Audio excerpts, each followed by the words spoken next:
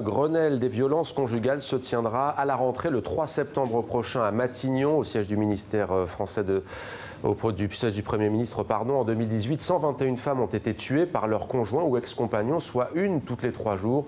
75 femmes l'ont été depuis le début de cette année 2019. Thomas Mosdy s'empare de ce fléau à travers un roman graphique. Il est notre invité. Bonsoir Thomas Mosdy. Bonsoir. Soyez le bienvenu sur TV5 Monde. Votre roman graphique est publié aux éditions Mara Bull. Dessin signé Pierre Lorenzi. On parlera bien entendu également du dessin. Vous êtes auteur de BD. Qu'est-ce qui vous a amené très exactement à vous, auteur de BD, à vous consacrer à ce fléau, à ce sujet difficile en France? Alors, il y a 2 raisons. La première, elle remonte il y a 4-5 ans, lorsque j'ai découvert les statistiques alarmantes qui concernaient les violences conjugales. Ouais. C'était le déclic. Et la raison profonde, c'est que dans mon entourage familial proche, il y a une femme qui a été victime, elle aussi, de violences conjugales. C'est ce qui vous a inspiré cette histoire ou pas forcément? C'est ce qui m'a inspiré cette histoire, oui. Je ne m'en suis pas rendu compte tout de suite. La dimension personnelle, c'était un peu étrange, je ne m'en suis pas rendu compte tout de suite. Mais dès que j'ai commencé à l'écrire, j'ai bien réalisé que c'était ça. Les souvenirs sont remontés, voilà. On va pas parler de votre histoire personnelle, mais comme on va en parler tout à l'heure, je préfère vous demander, est-ce que la victime en question, vous en a parlé, vous qui êtes membre de sa famille, ou à aucun moment?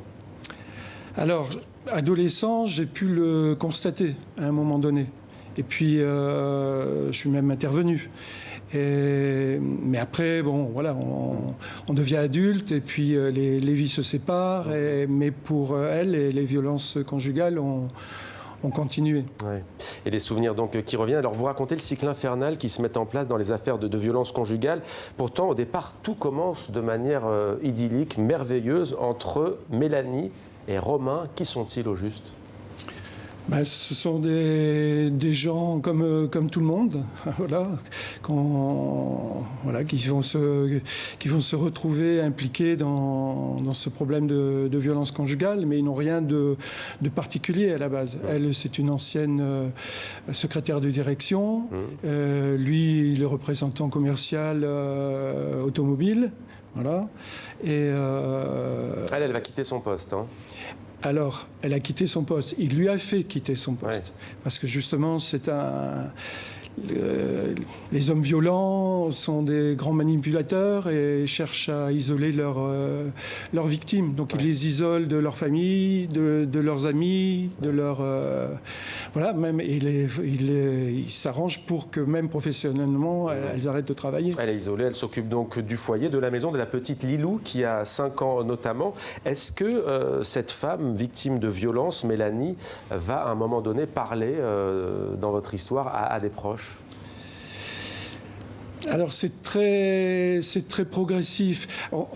On s'aperçoit, moi je me suis aperçu au travers de tous les témoignages que j'ai pu voir ou lire, que c'était extrêmement difficile pour les femmes victimes de violences conjugales de porter plainte. D'ailleurs, c'est un chiffre qui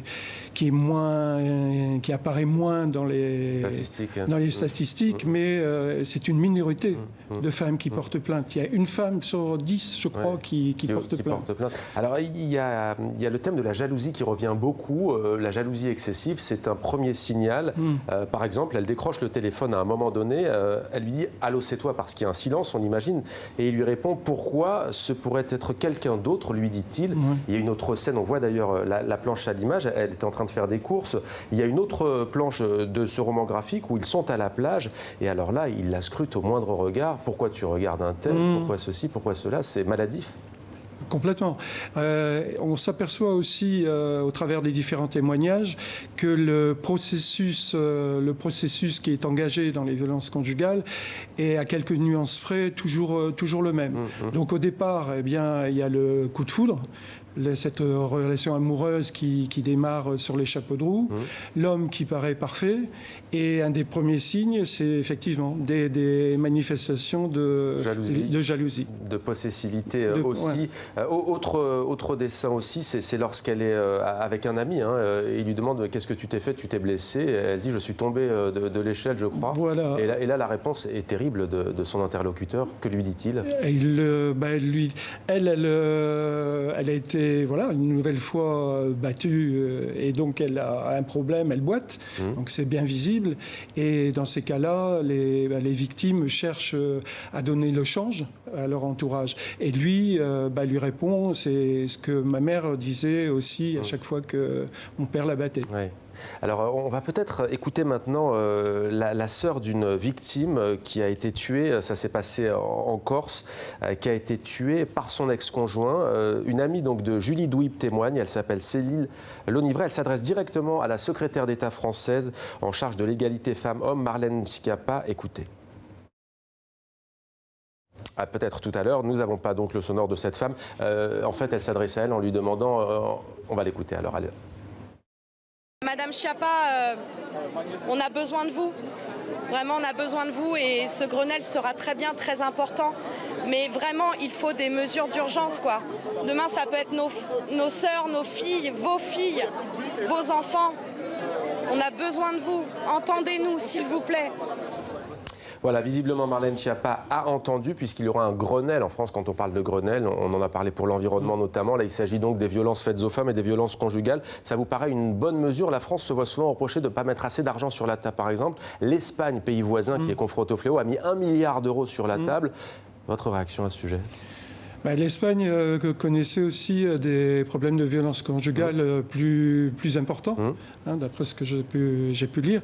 Alors pour le Grenelle des violences conjugales, tout ce qui peut amener à une prise de conscience collective et à de la solidarité de chacun me paraît être une bonne initiative. Terminons par le dessin de Pierre Lorenzi. Un petit mot sur le dessin déjà, parce qu'on voit des scènes de violence quand même. C'était un roman graphique, je le disais, glaçant.